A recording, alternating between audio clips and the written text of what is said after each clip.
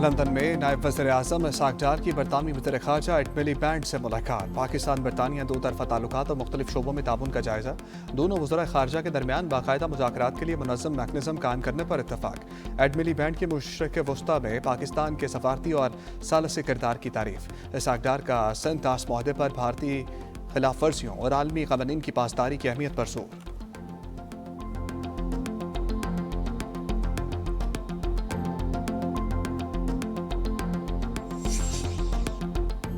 وزیر دفاع خواجہ آصف سے کویتی وزیر دفاع شیخ عبداللہ علی عبداللہ السالم الصباح کی ملاقات۔ پاکستان اور کویت کے پروٹوکول ایگریمنٹ 2026 پر دستخط کر دیے۔ نئے معاہدے سے موجودہ فوجی تعاون کے فراہم کردہ فریم ورک کو وسعت ملے گی۔ پروٹوکول ایگریمنٹ 2026 دفاعی تعاون معاہدہ 2023 کے تحت قائم کردہ فریم ورک کا تسلسل ہے۔ پاکستان کویتی مسلح افواج کی تربیت اور استعداد کار بڑھانے میں معاونت کرے گا۔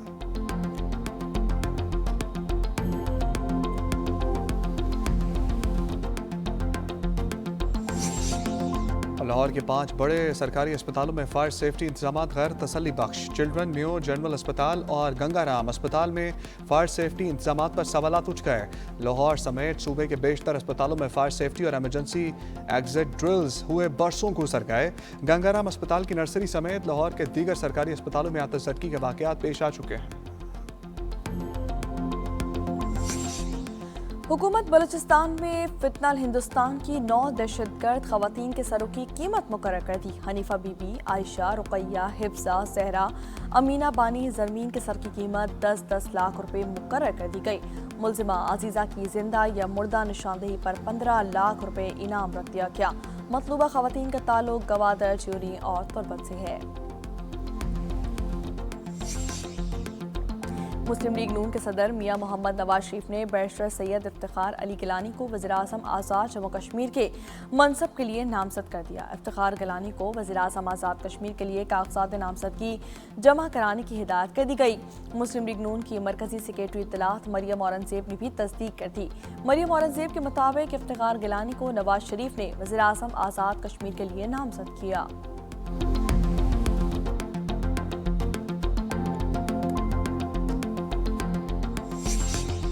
تہران کے ساتھ مذاکرات کی کوئی جلدی نہیں۔ ایران کے مذاکرات کی میز پر واپسی کے لیے کوئی ڈیڈ لائن مقرر نہیں کی گئی۔ امریکی صدر ڈونلڈ ٹرمپ کے صحافیوں سے گفتگو کہتے ہیں کہ میں کسی جلدی میں نہیں، امریکہ بڑی کامیابیاں حاصل کر رہا ہے۔ ایران میں مہنگائی اور معاشی مشکلات بڑھ رہی ہیں۔ ایران پر اقتصادی اقدامات اور فوجی حملے دونوں مؤثر ہیں۔ جون میں امریکہ اور ایران کے درمیان طے پانے والی 60 روزہ مفاہمتی یادداشت رواں ماہ کے آغاز میں ختم ہو چکی ہے۔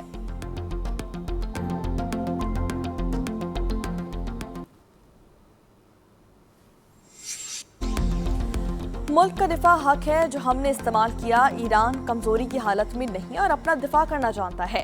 ایرانی صدر مسعود پزشکیان کی تہران میں تقریب سے خطاب کہتے ہیں کہ امریکہ اور صہیونی ریاست نے مذاکرات کے دوران ایران پر جنگ مسلط کی۔ ایران نے جارحیت کرنے والوں کے خلاف مضبوط مزاحمت سے دفاع کیا۔ مسعود پزشکیان کا اسلامی ممالک پر ایک دوسرے کی سلامتی کو نقصان نہ پہنچانے کے عہد پر زور۔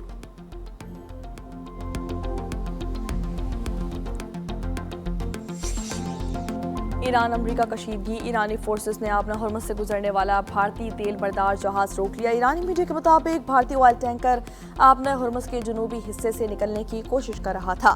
ایرانی میڈیا کی امریکی صدر کے بیانات کی تردید، دعویٰ کیا کہ گزشتہ 24 گھنٹوں کے دوران آبنا ہرمز کے جنوبی راستے سے کوئی بحری جہاز نہیں گزر سکا ہے۔ آبنا ہرمز میں میزائل حملے سے آئل ٹینکر میں آگ بھڑک اٹھی۔ برطانوی میریٹائم ٹریڈ ایجنسی کا یہ کہنا ہے کہ تمام عملہ محفوظ ہے اور آئل ٹینکر میں لگی آگ کو بجھا دیا گیا ہے۔ وزارت آئی ٹی اور میٹا کا اسمال بزنس گروتھ اکیڈمی کا مشترکہ آغاز۔ پاکستان بھر کے ایس ایم ایز کو ڈیجیٹل اے آئی ٹولز کی مفت تربیت دی جائے گی۔ 1000 سے زائد ایس ایم ایز کی صلاحیتیں بڑھانے کا ہدف۔ خواتین کے زیر انتظام کاروباری اداروں کو خصوصی شرکت کی ترغیب۔ فیس بک، انسٹاگرام، واٹس ایپ بزنس کے مؤثر استعمال، ڈیجیٹل شناخت، معیاری مواد، ٹارگیٹڈ ایڈورٹائزنگ اور ڈیجیٹل مانیٹرنگ کی تربیت دی جائے گی۔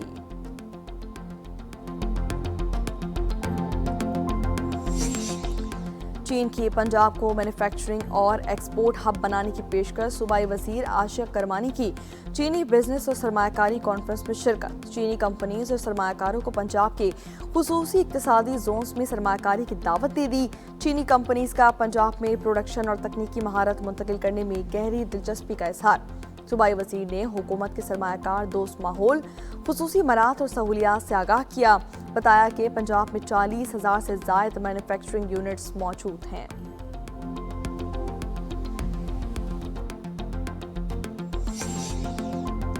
مصطفیٰ عامر قتل کیس ٹرائل کورٹ نے ٹرائل میں تاخیر کا ذمہ دار ملزم اربغان اور وکیل کو قرار دے دیا، رپورٹ سندھ ہائی کورٹ میں جمع کروا دی گئی، ملزم اربغان اور شراز سے 22 سپتمبر کو جواب طلب، عدالت نے انسداد دہشت گردی عدالت کو ٹرائل قانون کے مطابق جلد مکمل کرنے کا حکم دے دیا۔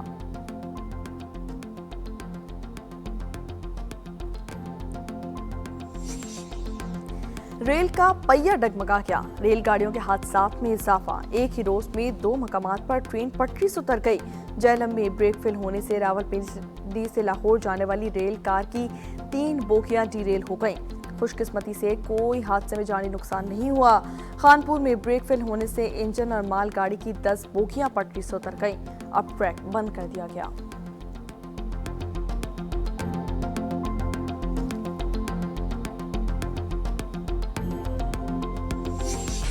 نیپال اور چین کے سرحدی علاقے میں تباہ کن سیلاب، 362 جانیں نکل گیا، غیر ملکی سیاحوں سمیت 900 سے زائد افراد تاحال لاپتہ، سیلاب اور مٹی کے ڈھیلے سے سرحدی علاقے میں گھر، سڑکیں اور بجلی کے منصوبے متاثر، کئی علاقوں میں متعدد آبادیوں کا وجود مٹ گیا، سیلابی ریلیں، سڑکیں، پل اور متعدد گاڑیاں بہا کر لے گئے، ہلاکتوں کی تعداد میں اضافے کے خدشات، لاپتہ افراد کی تلاش کے لیے کارروائیاں جاری۔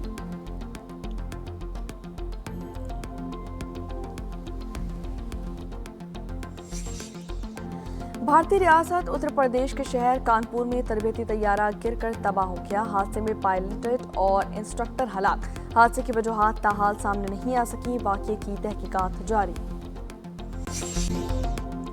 امریکی انٹیلیجنس سربراہ کی ماسکو میں روسی ہم منصب سے ملاقات، امریکی میڈیا کے مطابق CIA کے سربراہ کے دورے کے مقصد روس کو نیٹو کے خلاف حملوں اور ایران کو ہتھیاروں کی فراہمی پر تنبیہ دینا ہے۔ روسی انٹیلیجنس سربراہ کی امریکی ہم منصب سے ملاقات کی تصدیق، بیان میں کہا گیا کہ امریکہ اور روسی ہم منصب کی ملاقات ورکنگ فارمیٹ میں ہوئی، انٹیلیجنس سروس سے متعلق معاملات پر تبادلہ خیال کیا گیا۔ ٹرمپ نے CIA سربراہ کے دورہ ماسکو کو سیمی روٹین قرار دے دیا۔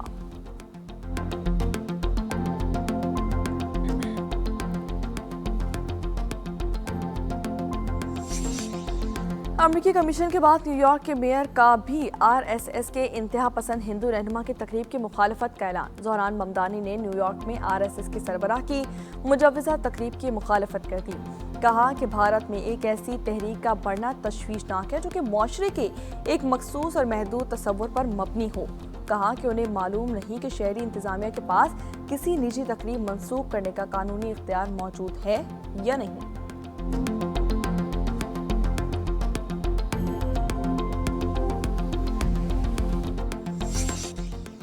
لارڈز ٹیسٹ، پاکستان کا ٹاس جیت کر انگلینڈ کے خلاف بالنگ کا فیصلہ، بارش کے باعث ٹاس 2 مرتبہ تاخیر کا شکار ہوا، ٹیم میں کپتان بابر اعظم کی واپسی، سلمان علی آغا ڈراپ کر دیے گئے، بابر اعظم کا یہ کہنا ہے کہ اوور کاسٹ کنڈیشنز میں پچ کی گھاس سے فائدہ اٹھانے کی کوشش کریں گے، جو روٹ نے کہا کہ پہلے بالنگ کرنا چاہتے تھے، اب بڑا اسکور کرنے کی کوشش کریں گے۔